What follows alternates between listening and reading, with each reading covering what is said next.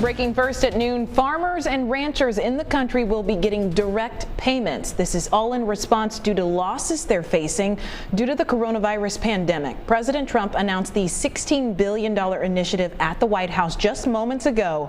The payments will go to dairy producers, pork producers, and more. Sign-ups start on May 26th at your local Food Farm Services Agency office. And the program also includes a new food box program to purchase products from farmers to deliver it to charities that serve needy families.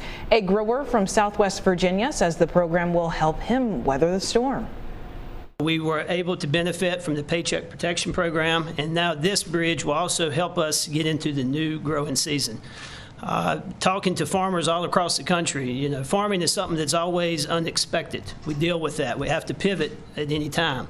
But with something like this that's impacted the supply chain, producers, as well as consumers, that's why having a program like this is very beneficial to all of us. Checking some of your top coronavirus headlines this afternoon, there are now 1.5 million cases in the U.S. That's according to an NBC News count. The death toll is now more than 91,000. President Donald Trump is threatening to permanently cut U.S. funding to the World Health Organization. In a letter, the president says that could happen unless the agency did not commit to improvements within 30 days. President Trump has criticized the WHO's handling of the coronavirus pandemic. Well, the CDC is planning a nationwide study to track how virus is spreading. It's expected to launch in June or July. The study will test samples from blood donors in 25 metropolitan areas for antibodies. And thermometers are in short supply due to the virus. Manufacturers and distributors say the devices were already in high demand earlier this year when healthcare providers started ordering more to scan patients. But now, companies that require temperature checks for workers are also buying thermometers in mass bundles. Medical suppliers say they simply can't make enough right now to keep up with the demand. Cheddar's Scratch Kitchen near Hanes Mall in Winston-Salem has closed. The company says coronavirus was a factor. A spokesperson for Cheddar's says the closure of the dining room to stop the spread of the virus impacted sales, and takeout and delivery options weren't enough to make up the difference. The coronavirus pandemic has forced many businesses to close in the Triad, either temporarily or permanently. North Carolina's entertainment venues are teaming up to plan for the return of concerts, Broadway shows, and comedy events. The Greensboro Coliseum and Tanger Center for the Arts are now a part of the NC Live Coalition. That group will provide guidance to ensure safe reopening of facilities. Plans could include cashless transactions, staggered fan arrival times, as well as temperature checks. North Carolina's phase 1 of reopening runs through at least this Friday. The governor is asking people to be patient as we move toward phase 2. A decision could come by the middle of this week. Officials need to look at a couple more days of data to firm up the plans. We hope that we can move forward into phase 2.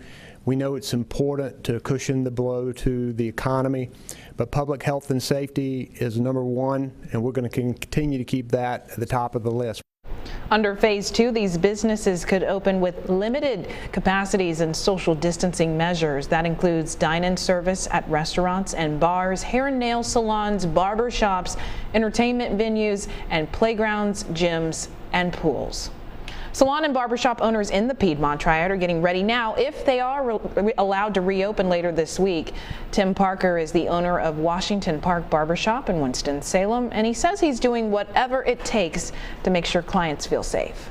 We'll be wearing masks, and there's just going to be a ton of disinfectant going on. There's going to be a lot of cleaning, a lot of disinfecting, so the haircut's going to take longer. Well, the North Carolina Board of Cosmetic Art Examiners says it will provide guidance as soon as it's announced by health experts. Rockingham County Commissioners want Governor Cooper to consider a regional plan to reopen the state. The board approved a resolution requesting the governor allow Rockingham County and other rural communities to reopen. The county says it has a low number of coronavirus cases and hasn't had the impacts from the pandemic that have been felt in more urban areas. Well, today, Tyson Foods says its Wilkesboro processing plant will resume normal operations. The company recently limited operations to get the facility deep cleaned following some positive COVID-19 cases. Tyson says it has tested every plant employee and contractor and will share the results when they come in. Managers also say they've enhanced safety precautions and implemented protective social distancing measures for workers.